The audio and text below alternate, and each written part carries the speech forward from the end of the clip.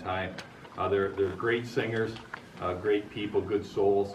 But we have some other people too that got good souls and great singers too, but didn't come here today, that are Anishinaabe, because they're still hurting from the colonization that has done harm to their ancestors and their family.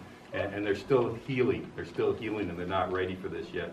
But we that came here, we understand that even though there was that hurt done to our people, through the colonization, Bishop Baraga was the exception.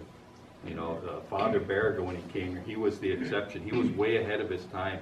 He was already, when he first got here, recognizing the importance of saving the culture and how important that culture was to the people that were here already.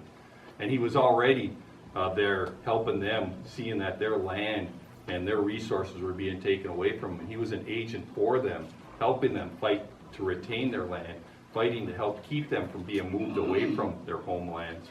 And so to me, he already was showing his sainthood, while he was practicing to preach here, being far ahead of his time on maybe what other people were, other instruments of the colonization that were coming here and taking things and not caring about the people that were already here, thinking that they were less than those folks that were coming here to populate the land.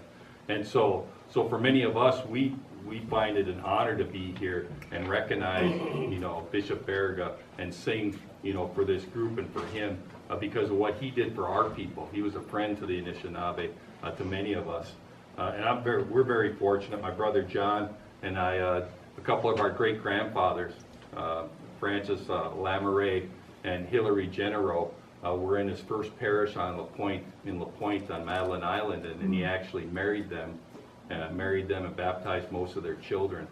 So it's also very special to us to be here participating this weekend and being on this drum because he was there at that first connection, or one of that first connection between our French-Canadian ancestors and the Anishinaabe.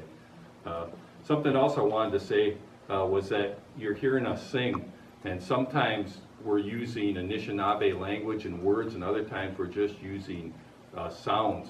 It's sometimes a combination of both. So when you were singing, it's always about something. The song always means something, a story, but sometimes it's not directly in words. It's a sound and the song itself, but it's the story when it was passed on to the people that learned it, that know what that song's about.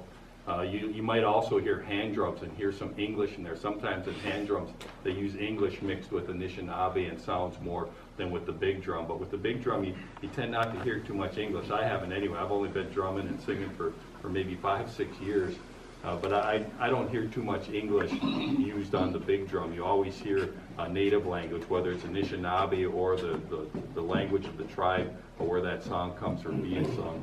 But you'll also hear sounds that are not words, but they're certain sounds that go with that song. So I just wanted to share that with you to let you know a little bit about the drum, but then also about the singers and about our people, and maybe why, he was known as everybody knows the story about him, but why we're here singing as Anishinaabe, here this weekend. It's to honor a person that was the exception, was ahead of his time, and was a friend to our people. What was your name again, please? My name's Wabashishi Megan, which is he is a gray wolf.